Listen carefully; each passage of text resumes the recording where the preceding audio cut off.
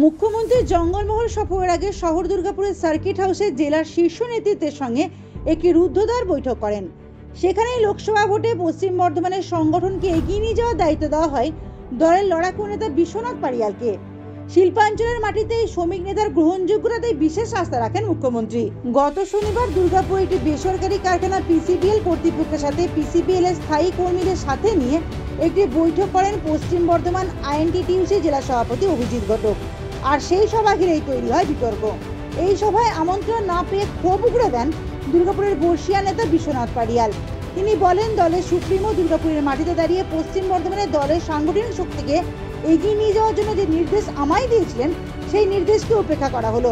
দলনেত্রীর নির্দেশকে বুড়ো আঙুল দেখিয়ে দলের সার্বিক ভাবমূর্তি নষ্ট করা হলো। সেখানে আমাকে আমন্ত্রণ জানানো হয় না। প্রথমত হচ্ছে যে যেদিন থেকে আইএনটিটিইউসির পদ থেকে আমাকে সরিয়ে দেওয়া হয়েছে সেদিন থেকে সরাসরি আমি আইএনটিটিইউসির সাথে যুক্ত নই।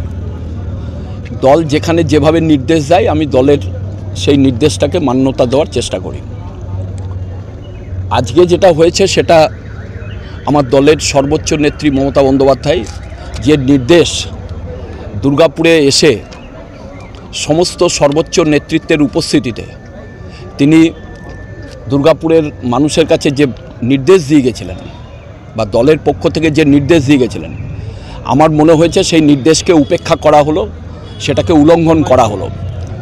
আমার কখনো কখনো মনে হয়, মানে এটা জানতে ইচ্ছে করে, যারা এই নির্দেশটাকে উপেক্ষা করছে, যারা এই নির্দেশটাকে উল্লঙ্ঘন করছে, তারা কি আমাদের দলের দলনেত্রীর চাইতেও বড় নেতা? গতকাল পিসিপিএল কারখানার জেলা আইএনটিটিইউসি সভাপতি অভিজিৎ ঘটক ও শিল্পাঞ্চলের তৃণমূল নেতা বিশ্বনাথ পারিয়ালের বক্তব্য ঘিরে বিতর্কের সৃষ্টি হয়। আর তাতেই উত্তপ্ত হয়ে ওঠে দুর্গাপুরের রাজনৈতিক পরিবেশ। তাই আজ সকাল সকাল একটি সাংবাদিক সম্মেলন ডাকা হয় দলের তরফে। সেখানে পশ্চিম বর্ধমান জেলা শ্রমিক সংগঠনের কোষাধ্যক্ষ দীপঙ্কর লাহা জানান, টিউসিগতভাবে দলের সাথে আছি যুক্ত। প্রদীপ মজুমদার স্যার আমাদের শ্রদ্ধেয় নেতৃত্ব, তার নির্দেশ মতো দুর্গাপুর পূর্বে আমরা লড়ব এবং দুর্গাপুর পশ্চিমেও দল যাকে দায়িত্ব দেবে তার নেতৃত্বে লড়া হবে। কিন্তু এটাকে কেন্দ্র করে কোনো রকম বিপরীত প্রতিক্রিয়া আমরা এই মুহূর্তে দিতে চাই না, কারণ আমরা দায়িত্বশীল দলের কর্মী।